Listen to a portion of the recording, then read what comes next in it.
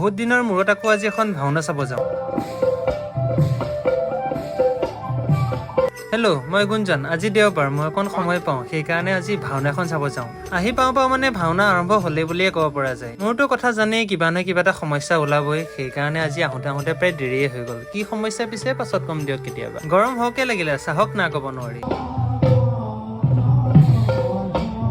পিছে কেজুৱেল মানুহজনে নিমন্ত্ৰণ কৰাৰ বাবেহে মই আহিলো। ਹੱਸਦੇ ਚਿਹਰਿਆਂ ਦਾ ਮਤਲਬ ਇਹ ਨਹੀਂ ਹੁੰਦਾ ਕਿ ਉਹਨਾਂ ਨੂੰ ਕਦੇ ਕੋਈ ਤਕਲੀਫ ਨਹੀਂ ਹੁੰਦੀ। ভাওনাখনৰ এই চিনটো দেখিলে আপোনালোকে গম পাইছে নহয় ভাওনাখনৰ নাম কি হ'ব। আপোনালোকে বাৰু কমেণ্টত জনাবচোন মোক। অৰ্জুন ভোজন শেষ কৰি নিজৰ পেটৰ ভোজন কৰিবলৈ আৰম্ভ কৰিলো।